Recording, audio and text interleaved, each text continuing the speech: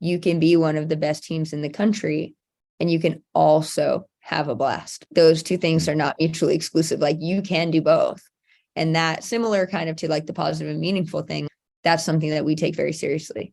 There's no reason that the best team in the country can't have a lot of fun. We have a blast and we enjoy our time out on the field together.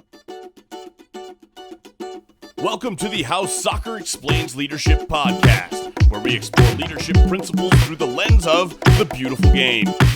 Welcome back to How Soccer Explains Leadership. I'm Phil Dark, your host. And as you know, if you've been following this show for a while, we are taking a little break between seasons 11 and 12. We are in that time. We're giving you an opportunity to, first of all, catch up on old episodes. And we're also curating a list of some of our favorite episodes, and we're recasting those episodes for you to be able to listen to for the first time or take another listen to so you can learn more from these great guests that we've been able to have on the show. So whichever you're doing, if you're going back to the beginning and this is, you're now checking this one out, or if you are just listening to the recaps, we're grateful for you as listeners, and we hope that you do take some time to rate and review the show. We do hope that you subscribe to the show so that when we kick off season 12 around the beginning of 2025, you'll get those shows right into your feed. So, this episode, we have another great one with Margueritte Aozasa. She is the head coach at UCLA. And she talks with us on this episode about how she was able to build trust through transparency and really this idea of conflict prevention, and how all of those things helped her to win the national championship in her first year as the head coach of UCLA, her first year as a head coach of any team, in fact. So without more from me, hope you enjoy this episode that we were able to do, this great interview with Margueritte Aozasa. Welcome back to How Soccer Explains Leadership. Thanks again for being a part of the conversation. And, just thanks for engaging in these conversations, because this is something that we absolutely love sharing with you, these great lessons about life and leadership through the game of soccer. I'm Phil Dark, your host, and with me, as usual, is my brother, Paul Jobson. Paul, how you doing, bro? Doing well, Phil. Doing well. I'm excited about our interview today. Another great one, of course. We've been lining up some good ones here recently, and this one does not fail to meet those standards for sure. So I'm excited about that. Ramping up for the summer. School's winding down, which means everything else is winding up. But it's an exciting time for sure. But looking forward to our conversation today. How are things over there in the Dark House? Doing pretty well. It's kind of insane right now. I mean, you'll know when we're recording this based on the fact that it's my daughter's graduation a week from today from high school, my third, the middle kid. We're going to have now less kids than we had before in the house, so it's just a crazy time. It's also her 18th birthday on that same day. So yeah, it's a pretty big day. She's, having her birthday party Sunday, and then we have her grad party. It's just insane. But, hey, that happens sometimes, right? As we talk about in soccer, sometimes there's fixtures that you just can't plan. There's just too many of them, right? I feel like that's what's going on right now. But, it sounds like, too, these interviews that we're doing are kind of coming to full circle into your life this week, as you're having to find, uniforms for a team that you're now having to coach on to, last minute here. Sounds like our interview with Horst Richardson, but what's going on there? Oh, yeah, just normal stuff, ramping up for a summer season with a couple of teams, a cool environment we've created at Dallas for college players. And with any startup and new thing, there's always some challenges, but we're working through it. It's going to be great. It's going to be an awesome summer in that regard for our college players that will have a place to train and compete and be ready to go back to college here, probably most of them in July. So it's a quick turnaround. But it'll be an awesome opportunity for us this summer for sure. Yeah, no, and you're coming out of retirement to get back on the sideline, it sounds like, next week. So, temporarily, folks, if you're in the Dallas area, you can see it might be the last time you see Paul Jobson on the sideline coaching. So that's going to be a hot ticket. But today we have a coach who is doing some amazing things out at this school, UCLA. You are watching, you could see that I'm sporting my UCLA shirt. I was loved UCLA as a kid. Always been my team. I'm a Bruin since I was little. Always wanted to go there, but I was not good enough to play there, so I ended up going to Cal instead. Anyway, today we have Margueritte Aozasa from UCLA. She was the assistant coach at Stanford. She coached at MVLA up here in the Bay Area. She is a NorCal girl, but she is now in SoCal. She did the opposite of what I did, and she's now at UCLA. Welcome, Margueritte. Thank you guys for having me. This is an honor, really, and I'm looking forward to our conversation. Yeah, we are too. We are too. Very much looking forward to getting into all of this. Paul's going to kick it off for us. So, Paul, what you got? Yeah, I mean, when we do these interviews, obviously, we would love for our guests to kind of share their story, tell us, how you developed your passion for soccer and coaching and leadership, and just give us a backstory of how you got to where you are today.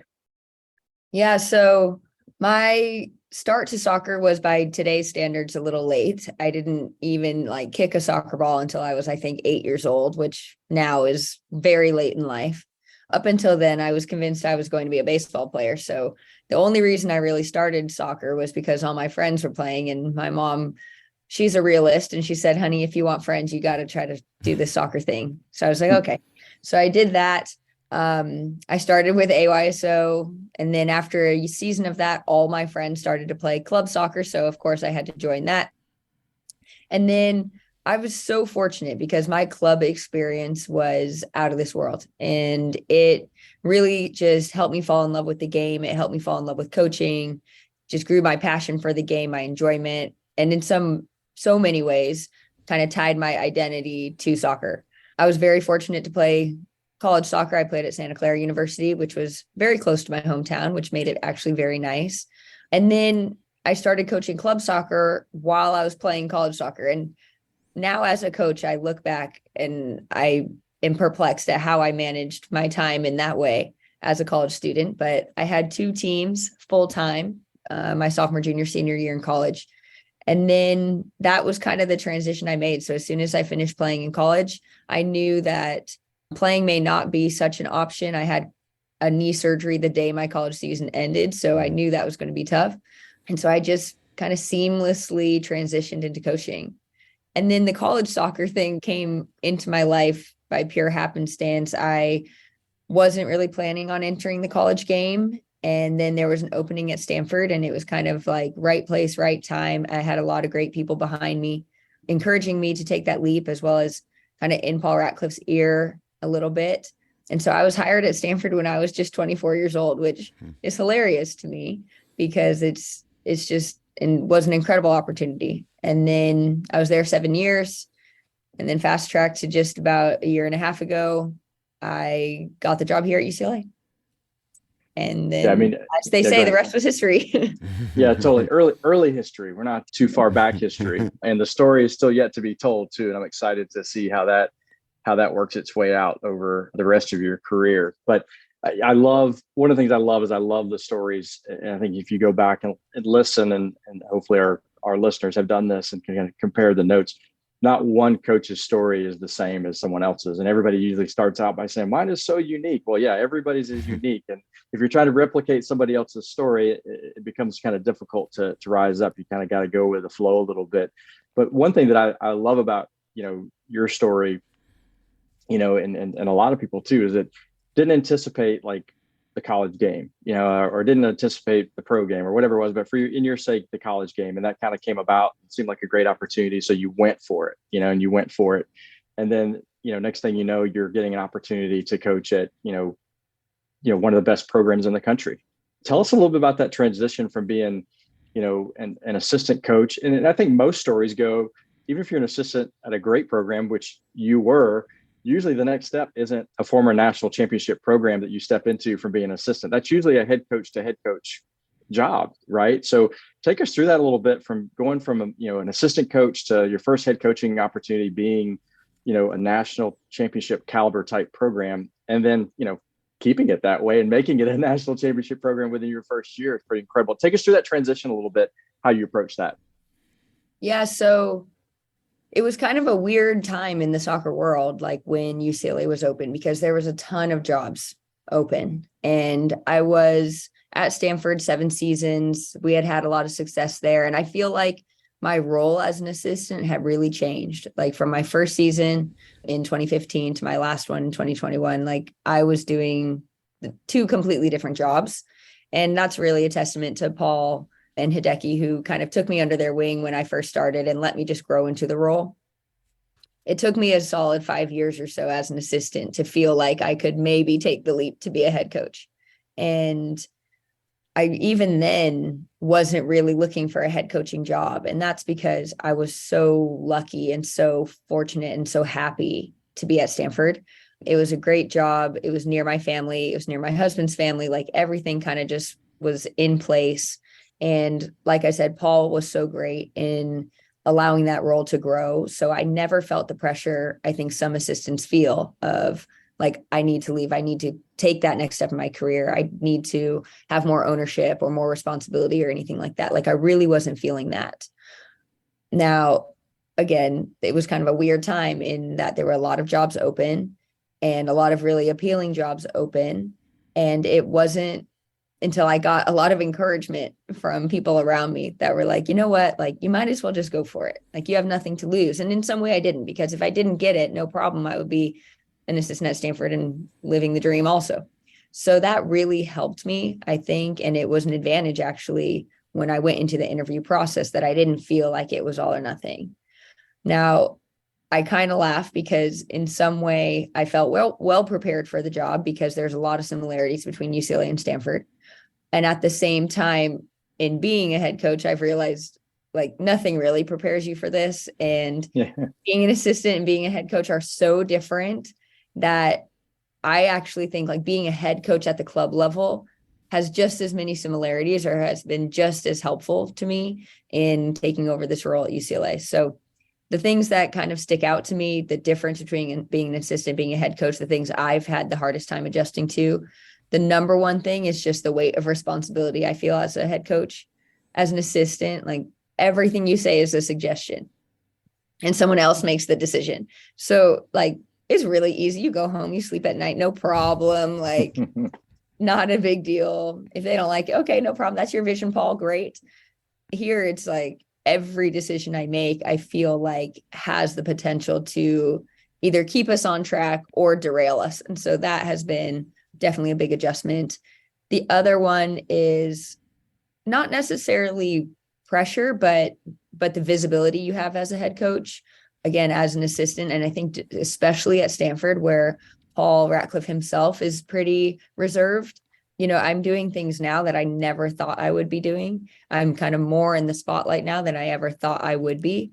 And that has definitely been an adjustment just in terms of what those expectations are. And I found myself to be much like needing to be perhaps more charismatic than I thought I would be. Yeah, and you're finding yourself doing high profile interviews like How Soccer Explains Leadership. I mean, you know, Exactly. it's when you know you've absolutely made it. You know, it wasn't the national championship, it was this right here. You know, but no, I totally get that. You know, one thing that stands out to me kind of in your conversation here that I don't want to miss, I don't want our listeners to miss this too, is Paul is an amazing coach and, you know, has done some amazing things. I love how he allowed you to grow as a coach. Speak to that a little bit and how maybe you're taking that into your head coaching responsibilities as you navigate your assistants. Yeah. So I think, so Paul's funny because he's like a legend in the game, but I don't know if he would have ever chosen that. Like he's just so kind of happy to be behind the scenes and one of the most kind people I know. And he really did like, I don't know if he'd ever consider himself a mentor, but especially through observation, I learned so much from him. And the thing that I truly appreciate is, like you said, his willingness to allow me to grow into the role. Every year we'd have like a performance review, and every time the feedback would be the same, which was, I love what you're doing, but is there anything else you want to do? Like how else can we kind of use you in this program? Are there any other responsibilities you want? And in fact, one time he like almost brought me to tears in his office in a positive way, because he said to me, like, I think this was maybe 2019, 2018 time. He's like, Marguerite, I think you're going to be really something special in this game. Like you're going to be a force in this game. And he said, I never want to stand in your way. And I was like totally taken aback because I never thought of him in that way. Like I always thought he was so supportive, and for him to kind of think of it like that really shook me. But it also, I think, is just a testament to how supportive he was, how kind he was, and how integral he was in helping me kind of get to where I am today. I think it's important for coaches to hear is, don't pigeonhole your coaches, even as they're developing, you bring them in for a certain job. And I love that he did that with you every year. Like, hey, what else do you want to do? And he probably became a better coach because of that. And his team was better because of that, because, his coaches are now hitting on things that they're passionate about and not just doing tasks and roles that he felt like was important, and trained you up in a way that gave you the opportunity to go do some other things. There's some quote out there that says, what happens if we train up our people and they go off to other places? We give them all the best talents and abilities and they take off. And the opposite is, well, what if you don't and they stay? It's like, so, train people up, give them opportunities to grow and develop, and they'll be the best for you. And then when they take off, they'll be a great representation of you somewhere else. But if you don't train them, then you're stuck with them. So I love his mentality there, and I'm sure that you will copy that and bring that into your program as well. Yeah, it's definitely something as a head coach I take to heart. I'm not a head coach that needs to be the only voice, that's for sure. And that goes with running sessions. That's also with the other stuff that we do. We try to be very collaborative. And I do have conversations with my assistants all the time. Like, I'm very fortunate. I have 2 assistants right now that could be head coaches tomorrow if they so chose to be. And I know that part of me feels that pressure of like, okay, let's make their experience as amazing as possible so that they want to stay. But at the same time, like, one of the reasons they're here is because I saw in them a passion for coaching that I share. And so I know that if they do go off, like, they're going to better the game. And I feel it's kind of funny because we're all the same age, but I do feel very like passionate about caring for my 2 assistants. I want them to continue to grow, and I want them to continue to develop. I want them to feel like their time on our staff is well worth it. And I think you said something there that really sticks out, and something that I think that idea of developing the leaders under us to be able to go off and do bigger and better things somewhere else, right? Now, at this point, maybe not bigger because you won the national championship last year and you're in your 1 year as a head coach. But the idea of being able to, as you said it right there, it'll make the game better. Right? If we have a lot more great head coaches out there, this will make the big game better. And it's bigger than UCLA. It's bigger than college soccer. It's bigger than U.S. soccer, right? This is a game that is changing the world in a lot of ways. I mean, the book How Soccer Explains the World, which is where we got this show title from. Hopefully there's no copyright violations there. I guess we'll find out. But that idea that, you're able to develop these people and develop your players too, right? To be able to go out and make the world a better place. And, that sounds like a Miss America answer right there, but that's the reality of it. You have that opportunity. When you see it that way, I love that is just part of the cycle. And great head coaches don't fear their assistant coaches doing bigger and better things. That's actually what they want is their people to do better than they did. So, on, kind of related, it could be related, it could, maybe it's not at all. But what is your personal why? Like, what is your life purpose, and how are you living that out? Well, I mean, it's funny, like, my mom's a teacher, and she takes being an educator very, very seriously. And she always says to me, like, Marguerite, you're an educator. You happen to teach soccer, but truly you're an educator. And I really, like, that really rings true to me. I think the part of coaching that I love so much is the connections we build with the players, the connections we have on the staff, watching our players grow. And that's why college is so fun, because they come into our program like little adults in training that haven't really had too much responsibility. And then as they leave our program, it's kind of the jumpstart to the rest of their life. And so that's what I love about what I do. I think that's what drives me to be the best coach I can be, is understanding the impact we have on our players, and now as a head coach also on our staff.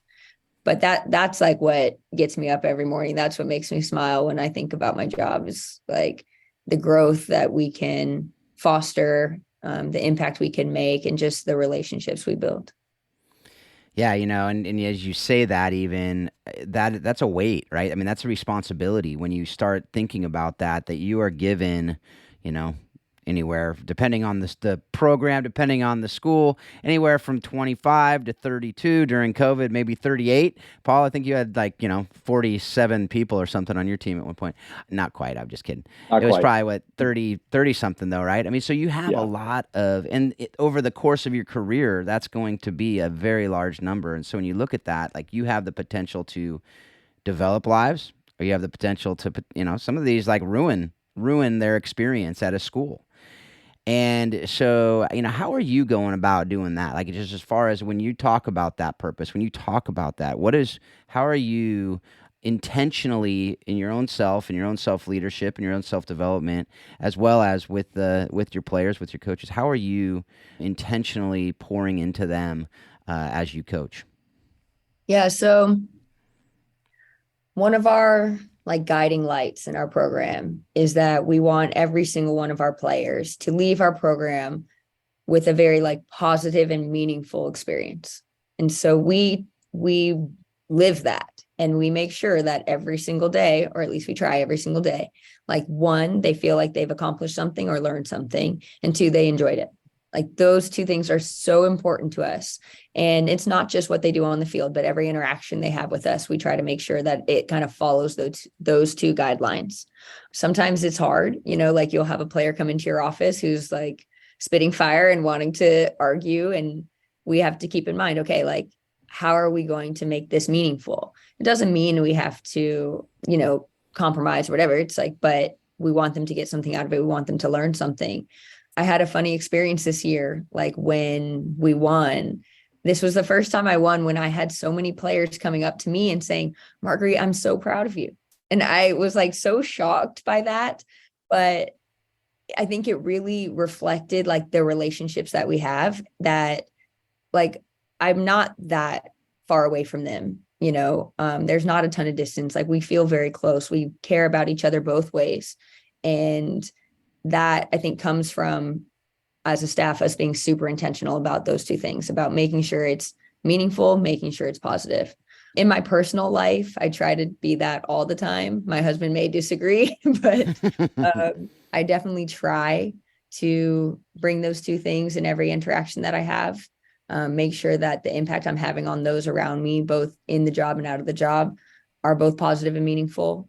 And even in how I kind of go about my life and treating myself, like I try to give myself a lot of grace. I try to make sure that what I'm doing is in line with my quote unquote purpose. But yeah, I definitely think within our staff, like that's been the most important thing. And that hopefully, aside from the results, like that's what people see from the outside looking in.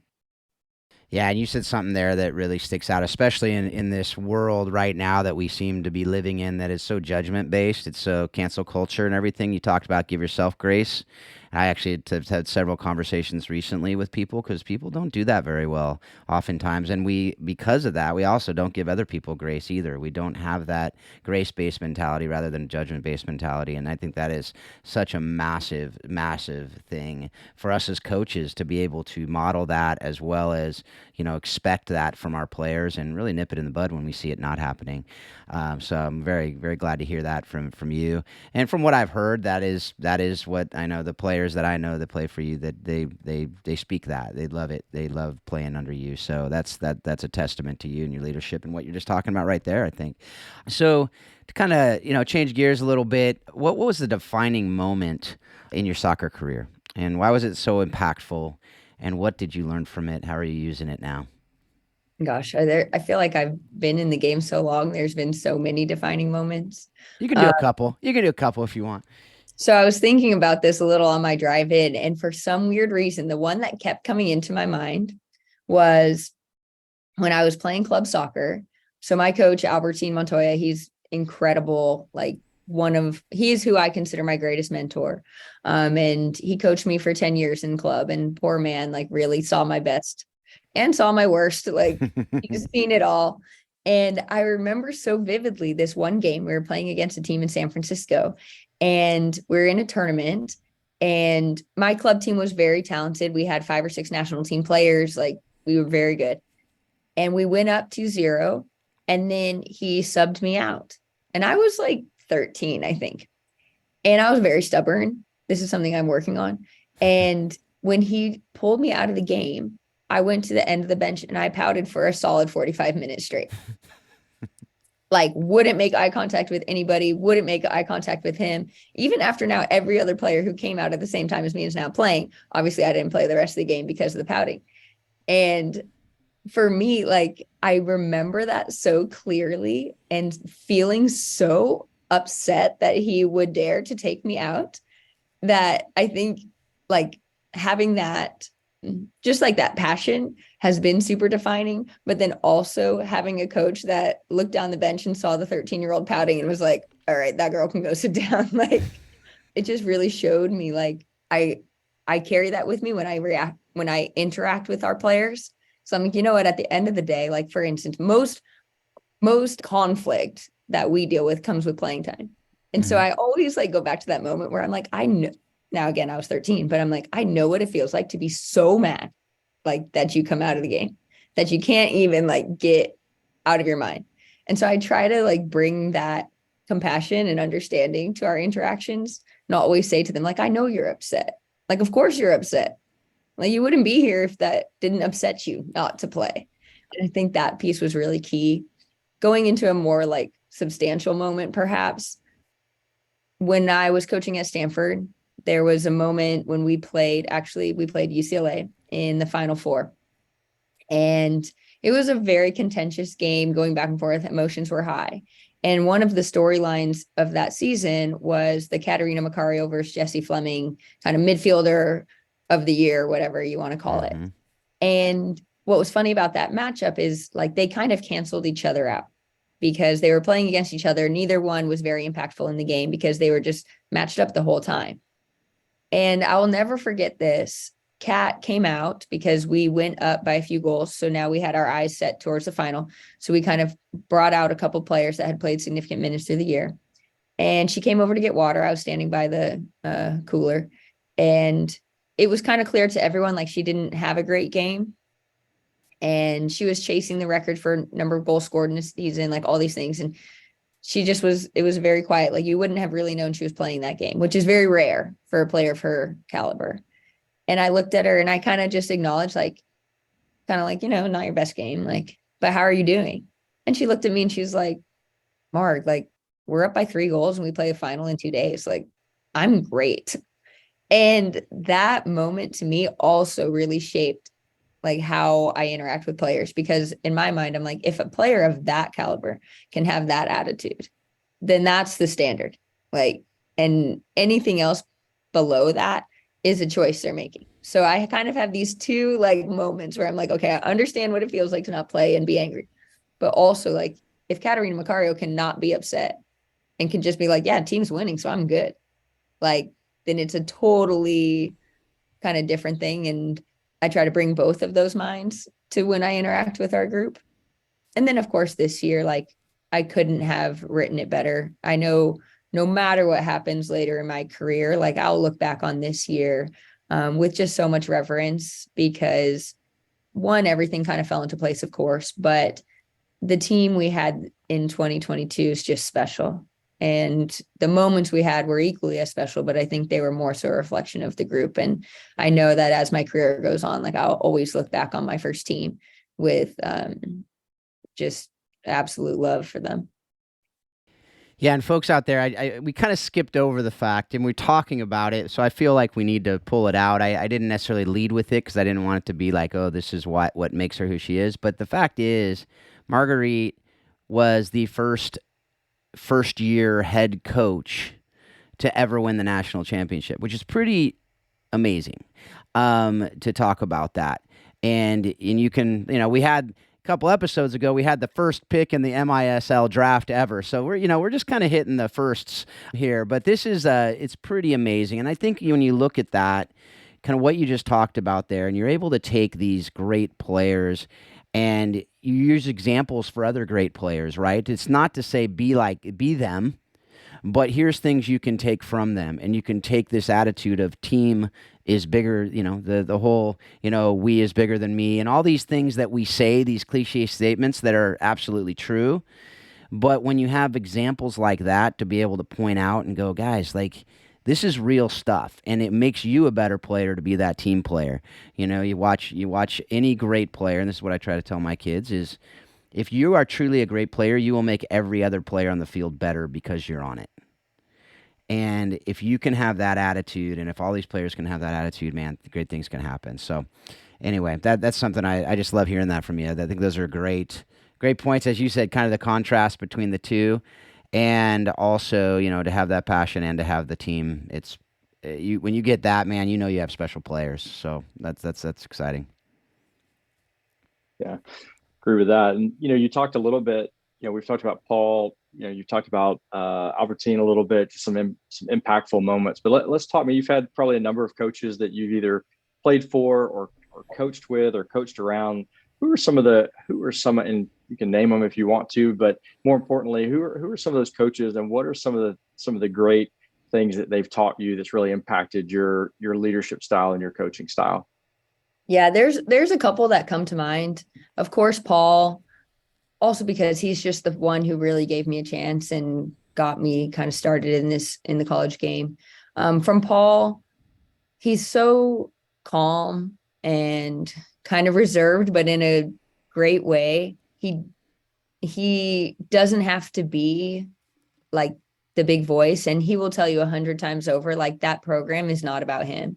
And that's what I really love and appreciate. And it's something that I kind of have to navigate as we move forward. And I'm very conscious of, like, I'm just like our players are, like, I'm simply part of this program. I'm not the program itself.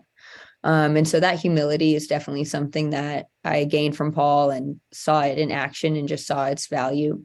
Also, just the way he cares about his staff. Like, there's not a better head coach, I think, out there in terms of management, in terms of being compassionate, being understanding. Like, he was a head coach that if I needed to do anything, if something happened with my family, or if my dog was sick or something like that, all I had to do was send him a text and be like, Paul, I'm running late today, or Paul, I need to jump out early. And he said, absolutely, whatever you need.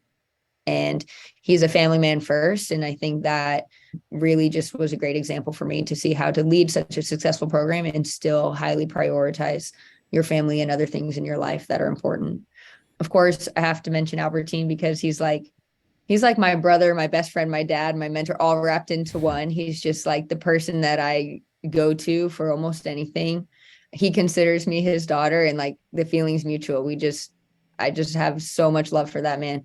And from him, I think the two things, one is just passion. Like, he's incredible, and his ability to relate to players is incredible. He's coached like under 7 teams, and he's coached pro teams. He's coached youth national teams, and every single one of his player, doesn't matter the age, like, feels that connection. And I think that is truly a skill and truly like something that makes him so special. The other thing is I think, almost more than anyone else in my life, helped me believe or build belief in myself. Like, he's always been such a supporter to me. Anytime I face something difficult, like, his first thing is like, yeah, but you can do it. Like, he always gives me that confidence. And then also, he's the one that really got in my mind, like, you can be one of the best teams in the country, and you can also have a blast. Like, those two things are not mutually exclusive. Like, you can do both. And that, similar kind of to like the positive and meaningful thing, like, that's something that we take very seriously. Like, there's no reason that the best team in the country can't have a lot of fun. Like, we have a blast and we enjoy our time out on the field together. And then I have to throw my husband in there, because he's a coach as well. And it's been really funny to grow as coaches together. So we've been together almost 10 years now, kind of as both of us started our coaching careers. And now, as we're kind of in the thick of it, we are very, very different. And I think that's why I've learned so much from him. He is a coach that like analyzes every single interaction. Like, he can't sleep at night because he's thinking about the one thing he said to a player that might derail them for Saturday's game. Like, he's so thoughtful in that way. And I've learned to be a lot more conscious of the little things I do or little things I say and how impactful they can be. Also, what I love about my husband is, like, I see the game generally from a very detail oriented view, also a more attacking minded view. He sees the game from a more big picture view and a very defensive minded view.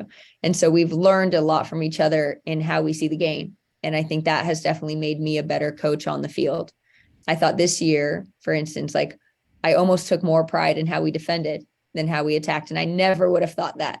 But a lot of that was because every day I'd come home and my husband would be like, your back line's dropping so much, or like your outside back's not sliding over. Like we had a lot of conversations about how we defend. So those three are probably the ones that really impact me a ton. And then of course, Hideki Nakata, he's the head coach at Utah now. He was the assistant when I was at Stanford as well. And he's the one that showed me the ropes. Like he really showed me the ins and outs of being a college coach. And he's done incredibly well, has a wonderful reputation and for a good reason. Yeah, Paul, did that like bring back flashbacks to coaching with Marcy there when she was describing all that? Yeah, not just when I was coaching with her, but when she was not technically on the sideline with me, but coming home and still coaching together. But yeah, I 100% agree. My wife made me a better coach, 100%. And to have that, to be a head coach and have someone in your home that understands what you're doing and what you're going through and is a partner with you in that, there's really, I mean, that's a lot of fun. It can be tough, and not to say it's not tough sometimes, but I love that you had the blessing of that in your home, to be able to, sometimes it's good to get away from your staff a little bit and have a place to navigate certain things and hear a different opinion and things like that. So yeah, I totally had some flashbacks and maybe a little PTSD too, being honest. No, but it was definitely to be sharpened at home in the industry that we're in, and being a head coach at the highest level. It can be very lonely sometimes, even when you have a great staff and you love your staff and you get along really, really well. But you talked about the weight of it a little bit, but to be able to go home and have somebody you can really share that with is pretty special. So you're blessed with that for sure. That's awesome. I love hearing that.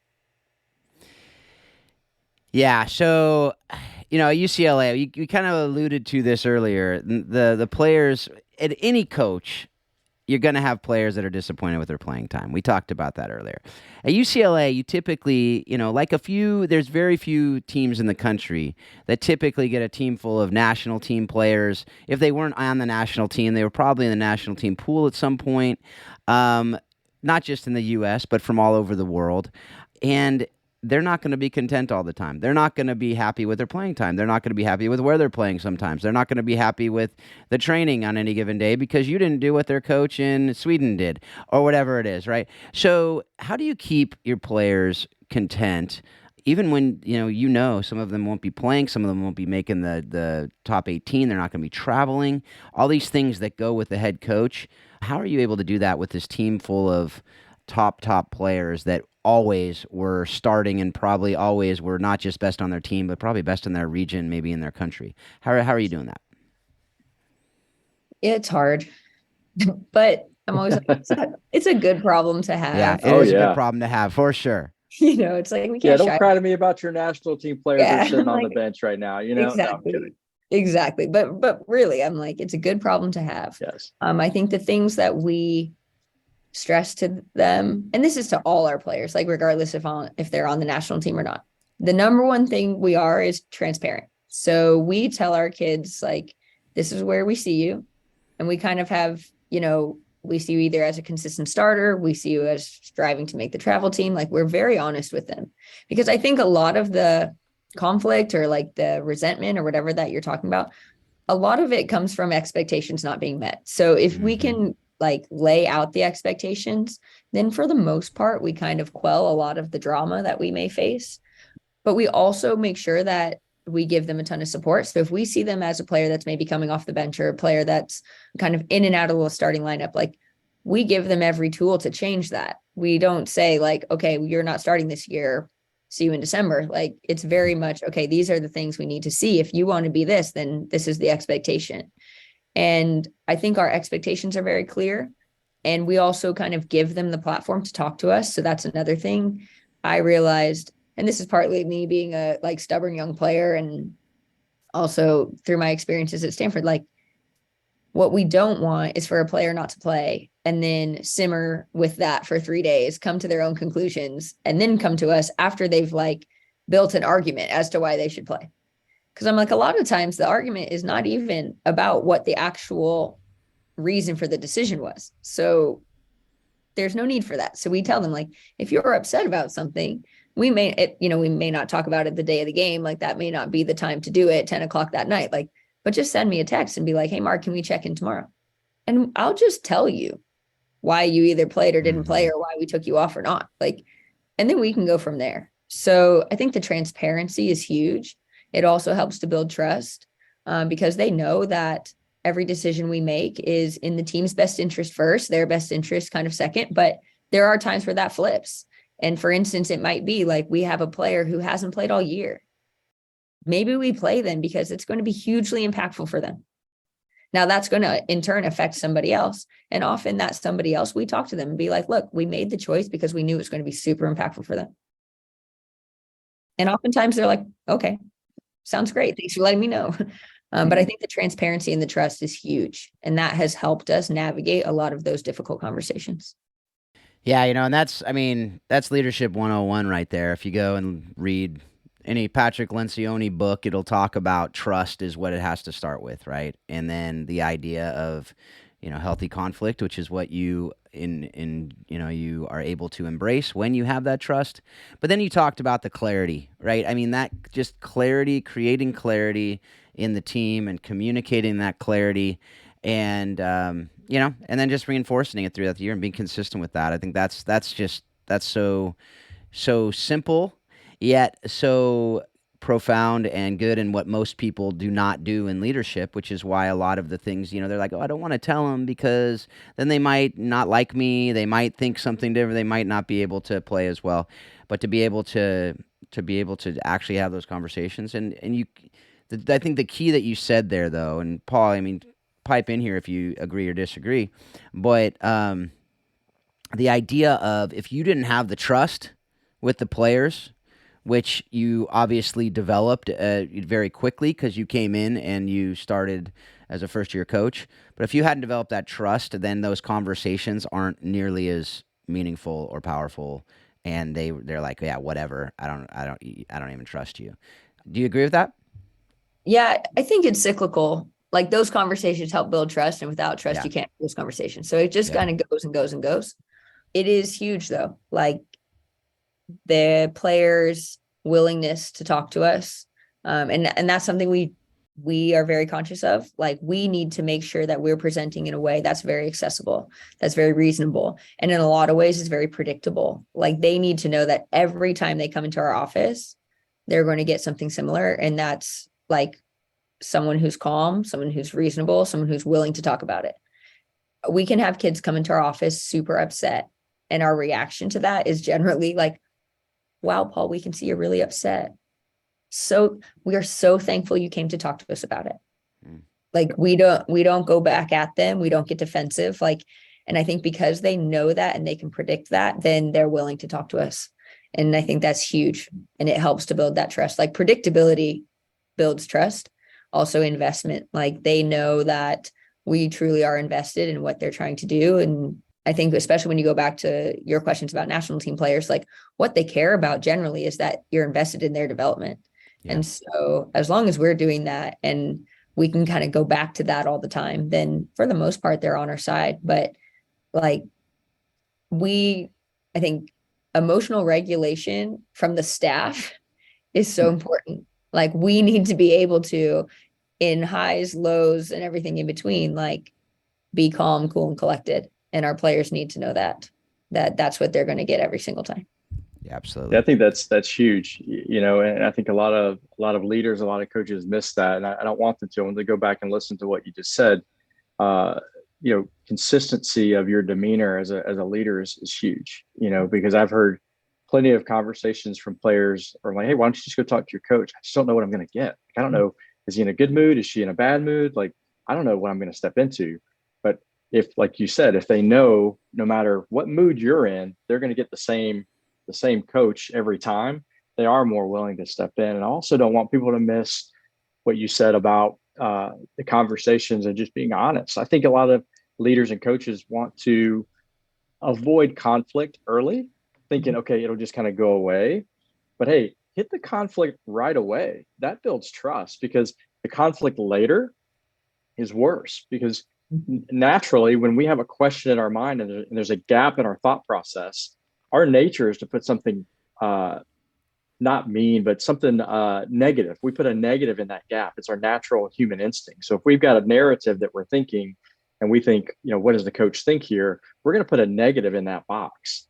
And that's what we're thinking. That's how we build out in our minds. And we've had this conversation in our own minds about what we think the coach thinks as a player. And then you get to the end of it, and when there's a conversation, it's, this player has built up this narrative that's extremely negative. And the whole time as a coach, you didn't mean that. But if you had addressed it up front and you put the positive nugget in that gap to begin with, the player doesn't have to suffer for that. So I think I would just say to pinpoint it, have those hard conversations first, right? And you're avoiding the hard conversations, the harder conversations later. Yeah, I completely agree. Like, I'm over here shaking my head because it's just so true. We kind of say in our program, like we rarely have to intervene, rarely does a conflict get to a point where now as a staff, we have to intervene and make a big drastic decision or have a big drastic conversation. And I think you were saying, Paul, it's because we intervene on a small level very often and very quickly. So we don't as soon as we see something that's not in line with what we want, we pretty much tell them on the spot. And then it's not okay, I've been, just like you were saying, players go negative, coaches do that too. So it's if I see something one time and I handle it, then it circumvents me seeing it 10 other times and my frustration building 10 times. So we just address things very often. We address them early, but because we do that and we're consistent with it, it allows us to, for instance, I could just say to Phil, Phil, don't say that. And that's the intervention. It's not Phil, come to my office. I heard that you were saying these things, blah, blah, blah. All I have to say is don't do that. And now with our team also, it can get to a point where there's so much trust and understanding. A player will do something, they'll know it's kind of, they'll look at me, I just go like this. And then that's the intervention itself right there. And I just all I have to do is give them a look or shake my head. And they're like, yeah, I know, my bad. And it saves us so much trouble and so much drama. And it allows us to focus on the things that really are important on our program. But it takes a lot of courage, I think, from our staff. And it's not just me, my assistants do a wonderful job also of this, to be willing to intervene on a small scale all the time to kind of help guide us in the right direction. But because we do it a lot and we do it in a very kind way, our players, even if they get quote unquote reprimanded, which happens very, very little, they take it pretty well because they're okay, yeah, my bad. Yeah, this has been awesome. And I think one more topic I kind of want to address a little bit, and then we'll kind of get into our final questions that we ask everybody. But you've been in the game for a while. You've coached at the youth level. You've coached collegiately as an assistant, as a head coach. You've seen every level of player all the way up through the national team and coached those players as well and mentored them. What are some things that you're seeing that are trending in U.S. soccer, things that you like that are happening in the youth game, the college game, the professional game, whatever level you want to talk about? What are some things that you really like that are going on? What are some things you think that we need to work on as a soccer culture within our country to improve on? Number one thing is I like the excitement and I like the support. I mean, we're seeing it here in the US. You look at the women's pro teams that are drawing 15,000 fans consistently. I think that is a dream come true. And I hope it continues to build. I love seeing, you look overseas and you look at Women's Champions League and they're selling 80,000 tickets and it's sold out in a week. I think that's amazing. And it's not something when I was leaving college and I was thinking about being a pro, it was nothing compared to that. And I'm not that old, so that was only 10 years ago or so. And it has grown so much. So that part to me is incredible. I want it to just continue to grow. I hope it has a trickle down effect, just in that, when the pros are drawing that many fans, that means that's 19,000 fans watching on a regular basis. and that itself is going to be super impactful.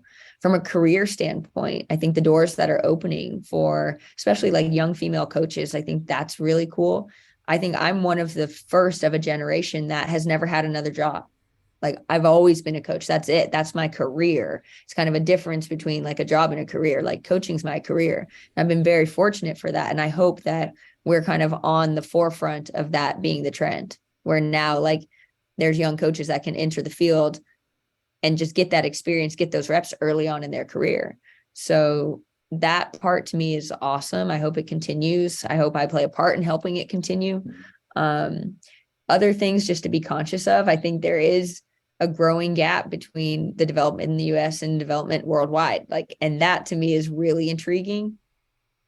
My favorite example of this is like, so in the US, of course, we're always taught to look at the game in 4 lenses, if you will, like tactical, technical, physical, mental, and that's been the language we've used for decades. And I went to a coaching course and there was a coach from Athletic Bilbao who came, and we were explaining to him, yeah, like we're always assessing players in these 4 ways. And he's like, oh yeah, we do that too. We have our 4 pillars too. And I was like, that's interesting. And then we told them ours, and he's like, oh, that's not what we do. And then he said, yeah, we look at the game in 4 ways, but it's like the player in relation to 4 things. So it's like the player in relation to the ball, the player in relation to the space, the player in relation to the opponent, and the player in relation to their teammates. And I was like, and that's the reason why like other countries understand the game at a different level. Because if that's the language that you're teaching from age 6 years old on, like they're seeing the game in such a more abstract and complex way than the way we're seeing the game. And so that worries me, not worries. It intrigues me, I guess. We'll see whether or not that I play a big role in that or that affects me personally very much, but it really intrigues me. And I think we need to recommit ourselves to teaching the game from a tactical view earlier on and in a more thoughtful way. Like we have players in our group that some of the tactics and strategy we introduced this year, that was the first time for them to even think about the game that way. All right, let me ask you another question on top of that, because this has been on my mind the last couple of years, because I've got great relationships in Spain, and I see what's going over in Europe is how they're developing specifically the women's game. Those are my relationships. What role do you think college athletics is going to play in the development of our women's game? Do you think it's going to be in the long run a detriment compared to what they're able to do in Europe? Or how is that changing? How is it like forever the college game was the developmental zone for the women's game? It's how you transition from youth to the national team and to pro teams. The European model is totally different. What are your thoughts on that? I just want to leave that there. I could go into more depth, but I don't want to shape your answer. I want to know your true answer to that. Of like, how does the college game play into development moving forward? Does it have a place? Is it too old? Do we need to move on? What do you think? I mean, I'm not really trying to bite the hand that feeds me, but like, there's definitely. Oh, I know. I kind of put you in a difficult spot there. So go for it. It's all good. It's all good. Yeah. I think there's some great benefits to it. There's obviously things we need to work on. Some of the benefits to it, and this is what is different across the world, is like for the US, college right now is the first time players are playing away from home. And I think like the development and the maturity they're gaining in a college experience, and this is aside from soccer, is hugely important. Because it's, there's other parts of the world where at 18, at 16, you're considered an adult. So by 18, like you kind of know the way of the world. That's not necessarily the case here. And I think there's a ton of development that goes on off the field about like being mature, handling yourself as an adult, having some autonomy, making those decisions that right now the college game has that is hugely important. Like we had a player on our team, sweetest girl in the world, wants to play in Europe, never rode public transportation. I was like, we might want to try the bus. Field trip. Yeah, we did. We took the train. Good. And we made sure she knew how to get a ticket, and she pulled the string on the bus to make sure she knew how to do that. But that's something like she's never had to do that before. And it's just a little different. Culturally, it's different. Now, from the soccer side, there's a lot of things that in some ways are not to our advantage. The limited playing season, the number of games we play, the subbing rules, like all of these things are not to similar to the pro game or to the The international number of training, not just game number of days, but trainings. training days. Yeah, exactly. And like the restrictions we face, especially in our off season, are not helping us develop players in that way. So those things, like if we truly want to be the developmental ground, then those are the things that we need to really take into consideration, in our 8-hour period. Like, you're not going to get too much better when you can play soccer 4 hours a week. Like, that's just the truth. But, and also I think like in college, we don't typically develop players that have to manage a game, because in our world, like if you get tired, we just sub you out. Mm-hmm. And by nature, then the game is really fast and really physical. Players are willing to take risks physically that I think at another level aren't, because in college, like you can go wild into a tackle, and if you take a little knock, you can just come out, get some treatment, and go back in. It's different. Like when there's an element of preservation at the higher levels that we don't face in our game. So yeah, there's a lot of things. I am curious to see where it goes. And obviously, like elephant in the room, there's players that are skipping college and going pro. And I think for some players, it can be an incredible thing. I'm like thankful every day that we're not playing Alyssa Thompson. Like, I'm just really, I'm not upset about that we are not going to face her. At the same time, I think she is an anomaly in that she's gone to the pro ranks and she has been impactful from day one. The thing that scares me about players skipping college is, like you were saying, here, college is the developmental ground. The difference between this and Europe is like, if you choose to go pro, you give up your ability to go to the developmental ground. So like in the pros, this is more so on the men's side, but I think it will continue to grow on the women's side, is like, say you grow up in, I'm a Man U fan, so say you grow up in Manchester United's academy. Now you're 18 years old. You're not quite good enough to play into the full team. They know you're not going to play very much. What do? You go on loan somewhere and you play every minute with the intention of coming back, or with the intention of being sold, which is the truth. But like, we don't have that, right? Like if we have a player that enters the league at 17 years old and they don't make it, like where are they playing? Where are they going to get their minutes? They don't have the option to now go play in college because you signed that contract. So that's the part that I think young players, that's a really difficult spot to be in, because it's a little bit all or nothing. Yeah, I jokingly proposed this to a friend of mine who coached at a prominent university when I was at Baylor. I said, hey, listen, you've got fantastic players that are sitting on the bench. They might sit for a year or two. Why don't I sign them as freshmen? I'll develop them as freshmen and sophomores, and then they can transfer to you their junior year and play. I mean, almost like jokingly, but like, man, that would impact my program greatly. It'd impact your program greatly. Kind of that concept of like, hey, they're going to go up there and sit. Like they can come make an impact in a program. Yeah. Like, let's partner in this. Of course, that doesn't really work in the real world of college athletics, but it's that concept like, hey, how do we develop these players better? But anyway, I love your input on that. I would love to hear more people's input on that, because I think it's something we've got to navigate, that the college game, we're going to be bypassed if the college game itself is where our only developmental ground for the women's game, because in Europe, those girls are getting more touches, more minutes, more playing time.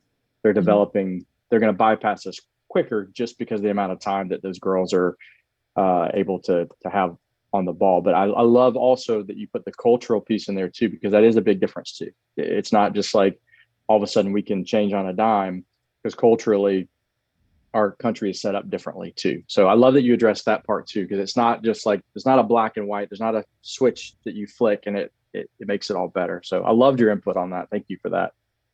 Yeah, of course.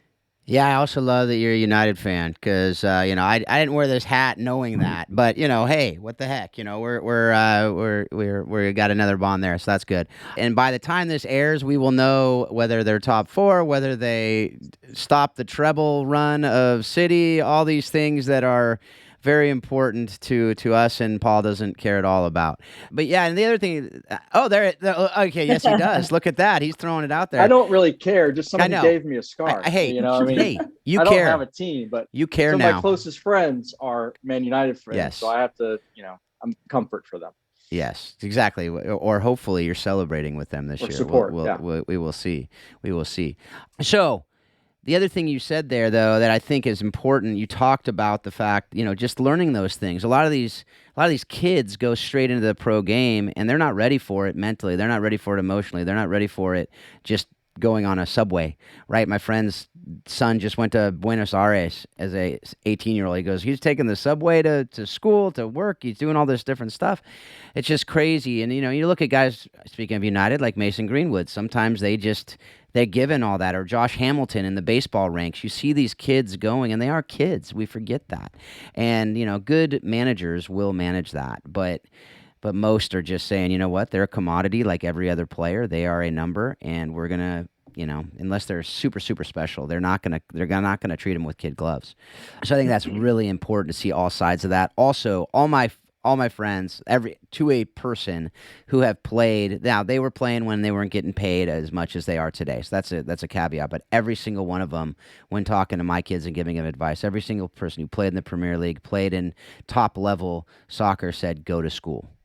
Go to school.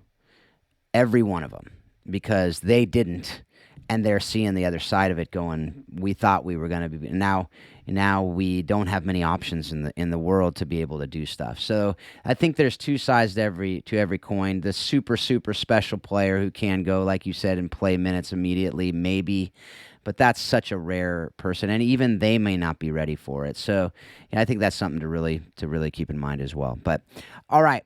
So we have a couple questions we ask everybody to wrap it up. Before we get there, there's a special question I'm adding for you.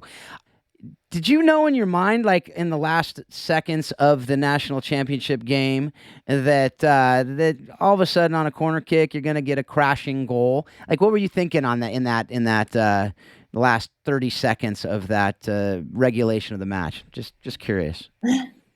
Yeah, that was wild. There was a lot going through my mind. I will admit, and this is, I think, because of what we value as a staff, like more top of mind than anything else was like, what am I going to say to the team if we lose this game? Like, that's truly what I was thinking, because I was thinking, how am I going to encapsulate like what I'm feeling, the pride I'm feeling, the like how grateful I'm feeling to have been part of this in my first season, like all these things. And I know also, like, as a player, there's nothing a coach can say to you in that moment that's going to make you feel better. So I was like, okay, what approach am I going to take if we do lose this game? So that was probably like 60% of what I was thinking. The other part was like, anything's possible and we don't deserve to lose this game. Like, first half, I think, was fairly even. But I think second half, even though we gave up goals, like, we were creating a lot of chances, and you could just feel the momentum of the game going in our favor. So I just knew like we can't lose this game. And amazingly, like, we get a corner kick, and I'm a big believer also of like anything can happen on a corner. Like, and we talked through the season, I'm like, make them make a play. Like, like make them have their moment. Like, let's put them under a lot of pressure. And thankfully that kind of worked, and credit to our group, because this was one of the most like kind of determined groups I've coached before or ever before. And they like had it in their minds. They're like, no, like, it's not our fate to lose this game, so we're just not going to let it happen. Like, that's really what they thought. Totally. Also, funny fact is, like, we didn't lose a game all year that we scored in. So yeah, both games we lost, we got shut out. So, can't win if you don't score. That's true. And in that case, we couldn't even tie. So they thought, like, as soon as we scored the first goal, our whole team thought we were just going to win the game.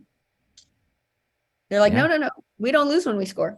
And they just had that determination about them. Like, they had that resolve of like, no, they kind of were joking, like, not on my watch. No, we're not losing. And you could see just the determination. Also, you could see the emotion of it, just like how much they cared about it. And I think that part was really special. And especially our third goal, the go-ahead goal, like, you could just see the emotion and the pride and the care and the joy, like all those things. You could just feel it. And it was so special. Yeah. And then to beat a legend of the game on the other side, do you remember what he said to you when he after the game? I mean, Anson has always been so gracious to me. I can't say anything but positive things about him. He's always been gracious. He's always been so respectful. He's been very encouraging. I I think after the game, it was very brief, and he just, gave me his congratulations. But I'm always struck, like when I read his post-game interviews or read whatever his quotes every time we play, he is just all class. Yeah. That's everything I've heard about him. All right. I will say I actually got a text while I was coaching a different game during the national championship, or right after the national championship game. Got a text from a friend whose daughter's on the team, and he had a picture of his daughter and him and his wife with the trophy. And I was so mad because I then knew the score. But I still was watching the game with my family going, when do they score? Like, how is this possible? There's no way. But I knew, and I was trying to fake it with my family, but I'm like, no. Oh my gosh. And it was still super exciting, even though I knew what happened. It was crazy. That was such an amazing game. Folks out there, if you haven't watched it, I don't know what rock you've been living under, but go check out that even just the highlights from the last 20 minutes. Yeah, exactly. And then extra time. It was, you don't want to see some of those parts. All right, so the last couple questions. How do you use the lessons you've learned directly from the game of soccer in your marriage and maybe even other relationships outside the game? Well, my husband sometimes gets mad at me because he'll say, "Stop managing me," because I have a tendency to do it too much, where I like go into coaching mode whenever we run into any conflict. But I think that compassion, that understanding, the patience has been huge. A willingness to see everyone's perspective and a willingness to kind of compromise. And my husband and I, we joke like, when we have a conflict, it needs to be me and him against the conflict, not me and him against each other. And that's, I think, like I learned that in coaching a lot, because we'll say to our players like, no, it's in our best interest too if you play better. Like, we're not trying to hinder you. From playing better. Like, no, it helps everyone if you're better. And so that's really big, but really just the ability to connect with people, the importance of that, the feeling you can give someone when they feel heard, when they feel seen, when they feel invested in. You do that every day in coaching. And so I think it has been very beneficial in my life that's just become a habit. Yeah, that's awesome. I love it. That happens in my house sometimes too, where Marcy and I would get on a rant with our kids about something, and all of a sudden we realize we've turned into coach mom or coach dad in front of our children, and there's a lesson to be learned or a motivational speech that has to happen. So I get it. I love that. But my little sister lived with my husband and I I say she's little, she's 30, but my sister lived with us for a moment, and she's like, this is actually kind of great. I feel like I just have my life coaches every day. Like, I come home, I debrief, and I leave this, she's like, I leave the dinner table just feeling like so inspired, so grounded. I hope our kids feel inspired. I don't think every time they feel inspired. But, I know. I was going to say the same thing about mine. I don't think that inspiration is the right word that my kids feel. Yeah, totally. Well, listen, Marguerite, this has been awesome. And as Phil likes to say, all great things do come to an end. One more question for you. What have you watched, read, or listened to lately that has kind of impacted your thinking on how soccer explains life and leadership? Yeah, so I'm partway through it. There's 2 books soccer related that I've read. One's Net Gains, and that has been really interesting because it's basically like kind of like how would you apply a Moneyball strategy to soccer, and how do you quantify our game is really difficult. So that one's very interesting, and it's kind of this really great insight kind of as the game is turning towards analytics.